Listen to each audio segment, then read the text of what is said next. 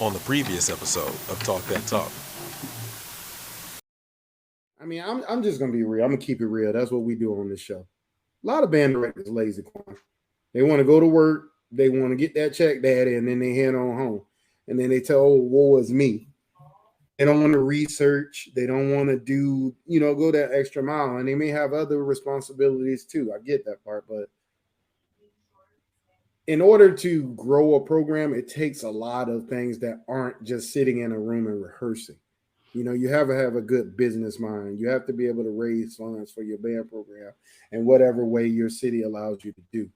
Like to be good at what we do, it takes a lot, man. And I know that's another conversation, but the first part is identifying what works for your city, what resources you have, reaching out to the right people in your human resource office, saying, "Hey, what can I do? How can I get better?"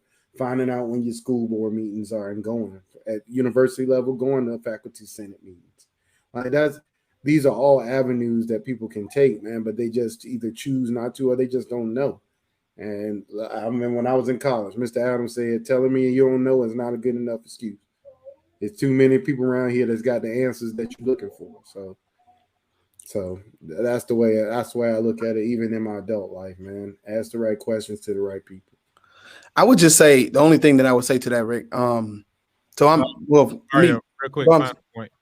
yeah. I am not one of those lazy teachers. I'm working my butt up here in New Jersey. But I will say this: I know a lot of people feel like if we have a room full of teachers and there's maybe one music teacher in the room, and then there's math teachers and science and English and social studies. None of those other teachers have to do any of the things that you're saying. They're getting paid the same salary, but they don't have to do all this advocacy and all this work and all this extra stuff. They don't have to do any of that. We do. And so that's the point. That's the part that that's the part that I hear oftentimes from other teachers. You get paid the same 75, 80 grand that somebody else is getting paid. But you don't have to do it. You can go home at the end of the day. This other person is having to, jockey for kids, fight against athletic programs, go down to City Hall, meet with people, shake hands, kissing babies. You got to do all this shit. You're running for office being a band director half the time. That's what you feel like.